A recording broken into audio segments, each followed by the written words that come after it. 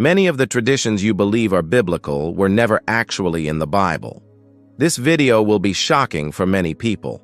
Over the centuries, distortions, misunderstandings, and additions have turned into absolute truths for millions. The worst part? Some of these beliefs have completely changed how we view faith, history, and even the very figure of Jesus. Stay until the end, because what you're about to discover might change your perspective on the Bible forever. The forbidden fruit was not an apple. The belief that the forbidden fruit in the Garden of Eden was an apple is so deeply rooted in popular culture that few people ever question where it came from. However, the Bible never specifies what kind of fruit Eve ate. In Genesis 3:6, the text simply refers to it as the fruit of the tree of the knowledge of good and evil. There is no mention of its color, shape, or taste. So where did the connection to an apple come from? The explanation lies in the Latin translation of the Bible done by St. Jerome. In Latin, the word malum can mean both evil and apple. This wordplay, combined with the influence of medieval European art, cemented the apple as the symbol of original sin. But historically, there are more plausible candidates for the forbidden fruit. Some scholars believe it could have been a fig, since Adam and Eve covered themselves with fig leaves immediately after eating it. Others suggest it might have been a pomegranate, a sacred fruit in many ancient Middle Eastern cultures. Another theory points to a date, a common fruit in the region mentioned in various ancient texts.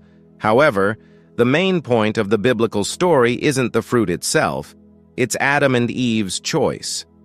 The real impact of the story isn't about what they ate, but about their disobedience and the consequences that followed. The wise men were not three, nor were they kings. The classic image of Jesus' birth is imprinted in everyone's mind. Three kings dressed in luxurious robes, kneeling before the manger, each holding a symbolic gift. But in reality, the Bible never says there were three, nor that they were kings. In Matthew 2:1, the text simply mentions wise men from the east who came to worship Jesus. The number 3 was assumed because of the 3 gifts mentioned: gold, frankincense, and myrrh. But there could have been 2, 4, or even more. Also, the original Greek word used is magoi, which does not mean kings, but rather wise men, astrologers, or priests from Persia or Babylon. These men studied the stars and believed that the appearance of a special star signaled the birth of a great king. Another detail that many people don't know. When the wise men arrived, Jesus was no longer in the manger. He was in a house, Matthew 2:11. This means their visit could have happened months or even years after his birth. The 3 gifts they brought had deep symbolic meanings. Gold represented Jesus' royalty. Frankincense, a symbol of his divinity. Myrrh, a substance used for embalming bodies, foreshadowing his future death and sacrifice. The tradition of calling them Melchior, Gaspar, and Balthazar only appeared centuries later and has no biblical basis. In the end, the story of the wise men isn't about numbers or titles. It's about wise men who recognized something that many others around them ignored: the birth of the one who would change the world forever. Mary Magdalene was never a prostitute. For centuries, Mary Magdalene has been portrayed as a repentant prostitute, a sinful woman with a troubled past who found redemption at Jesus' feet. But this was never in the Bible. The sacred text never says that Mary Magdalene was a prostitute. This idea came from a misinterpretation and was reinforced throughout history. The confusion happened because in Luke 7:36-50, there is a story about a sinful woman who anoints Jesus' feet with perfume and tears. In the very next chapter, Luke 8:2, Mary Magdalene is mentioned as a follower of Jesus, from whom 7 demons had been cast out. At no point do these passages say they are the same person. This merging of characters was made official in the 6th century, when Pope Gregory I, in a sermon, declared that Mary Magdalene and the sinful woman were the same person. From that moment on, this version spread, influencing art, culture, and even religious doctrines. But the truth is that Mary Magdalene played a much greater role in Christian history. She was the first witness to Jesus' resurrection. In John 20:17-18, Christ appeared to her first and entrusted her with the mission of announcing his resurrection to the disciples. Mary Magdalene was not a fallen woman who was forgiven. She was a faithful disciple, one of Jesus' closest followers, and the first messenger of the resurrection. The story we've been told about her was a mistake, and a mistake that lasted for over 1,000 years.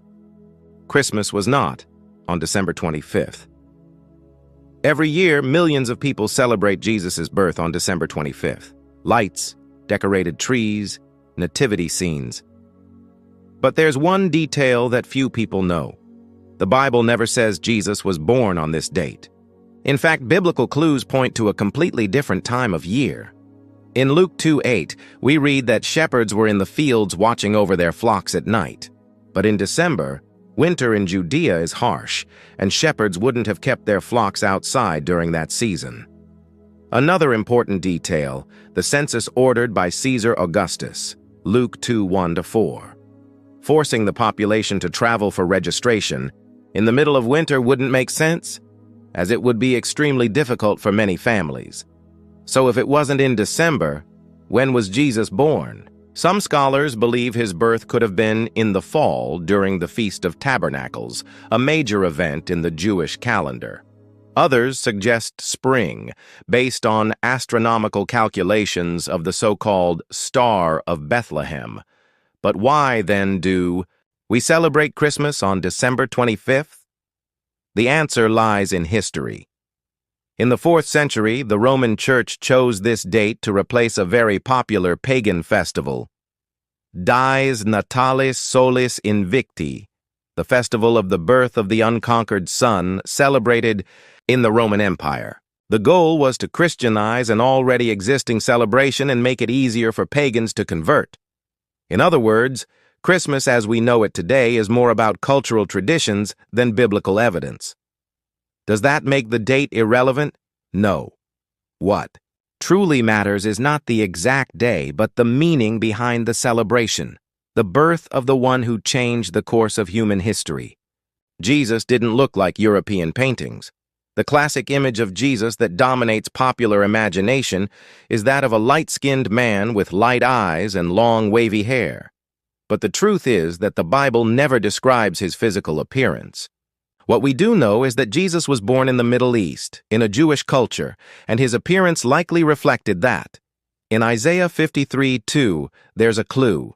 He had no beauty or majesty to attract us to him, nothing in his appearance that we should desire him. This suggests that Jesus did not stand out physically among other men of his time.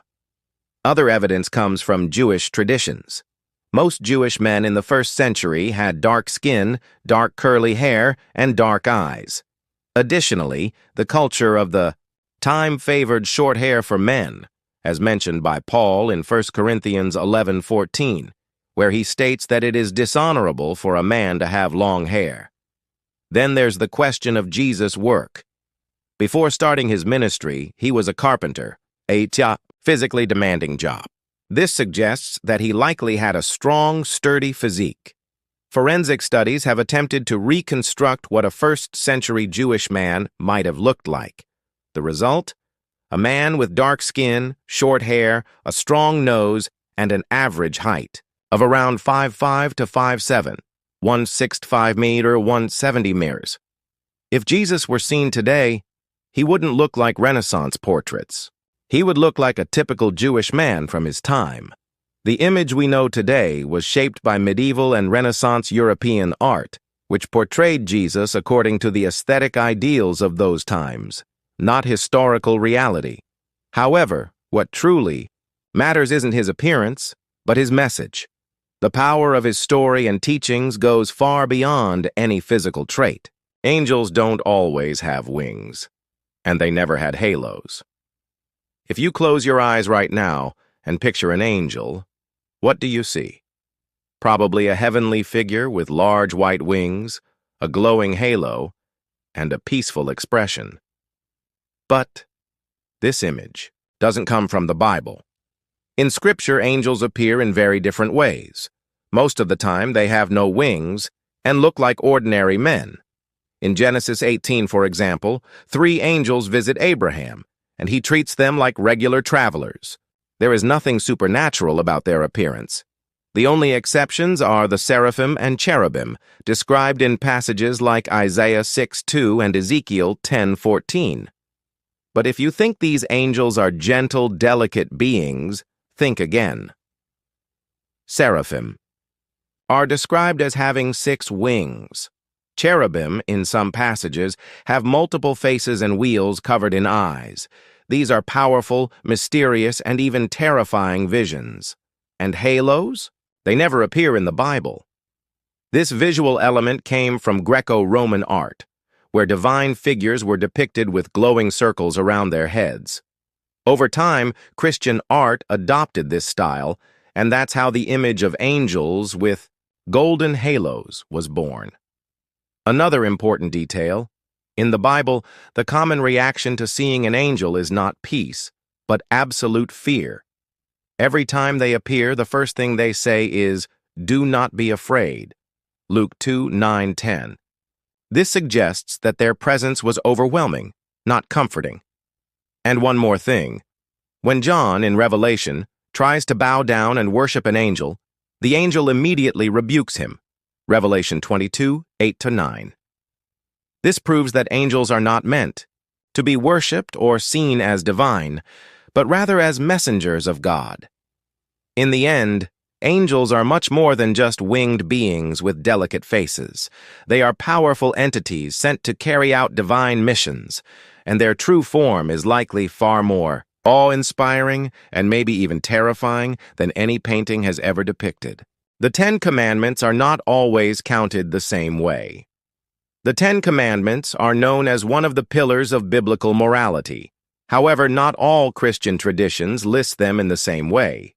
In the Bible, the commandments appear in Exodus 20 and Deuteronomy 5, but with subtle differences. Over history, different Christian groups have divided and numbered the commandments in different ways. For example, the Catholic and Lutheran traditions group the commandments about worshiping only one God and not making graven images into a single commandment. To compensate for this fusion and still keep the number 10, they split the final commandment, about coveting, into 2 separate ones, one about coveting a neighbor's wife and another about coveting their possessions. Most Protestant and Jewish traditions keep the prohibition against images as a separate commandment and combine all forms of coveting into a single commandment. This difference in numbering can cause confusion, but the core message remains the same. What really matters isn't how they are numbered, but the principles they represent: a guide to justice, morality, and righteous living. Regardless of how they are listed, the 10 Commandments remain one of the most influential texts in history, shaping laws, customs, and moral principles for thousands of years. The Bible does not mention Mary's age when she had Jesus.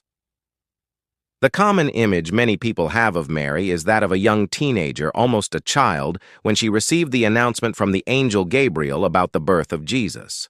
But the truth is, the Bible never mentions Mary's age. The idea that Mary was between 12 and 16 years old comes from historical context, not from any biblical account. In Jewish culture at the time, it was common for girls to marry very young, often in their teenage years. Because of this, many scholars assume Mary was likely around that age. However, there is no biblical text that confirms her exact age.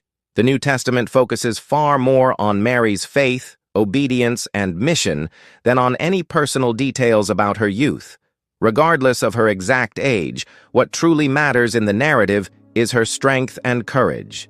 Mary accepted a divine calling that would change the course of history. She wasn't just a young girl chosen for a special role. She was someone who bore the weight of a divine mission with humility and determination. The sin of Sodom was not just homosexuality. The destruction of Sodom and Gomorrah is one of the most well-known stories in the Bible.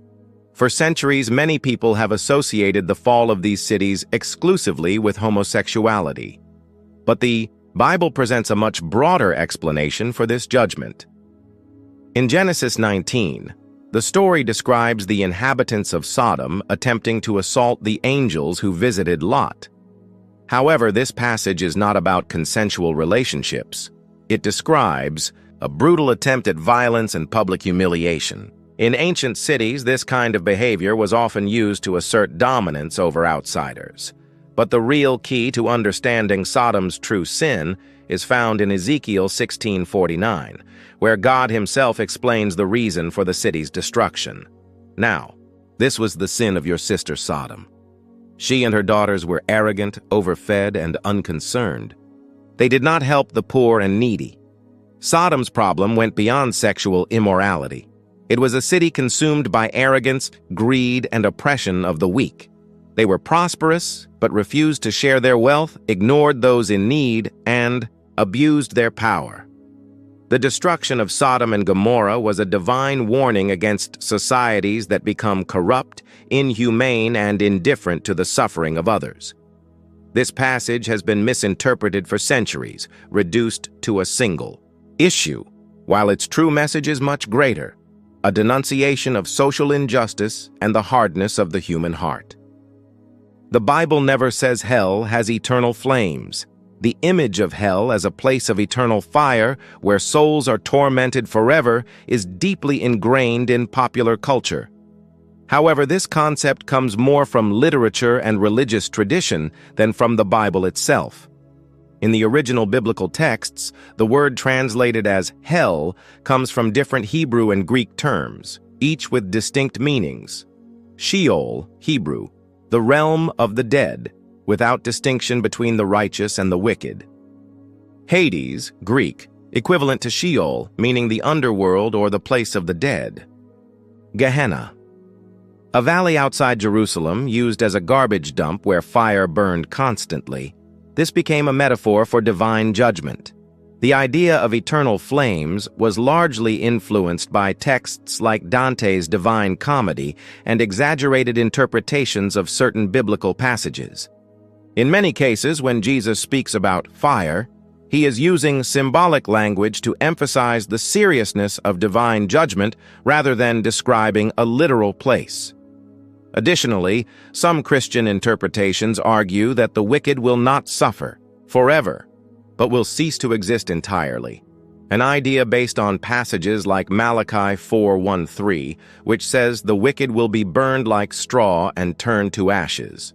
Hell, as commonly imagined, is a theological and cultural construction that developed over centuries. What the Bible actually teaches about the final fate of the wicked remains a debated topic among theologians. But one thing is certain: the idea of hell as a place of eternal flames may not be as biblical as many people assume. And so we've reached the end of our journey through these traditions that many believe to be biblical, but that, in reality, were never in the Bible. How many of these facts surprised you? How many of these beliefs did you always take for granted? Knowledge has the power to set you free. And the truth, that has always been in the Bible. God bless you and your family.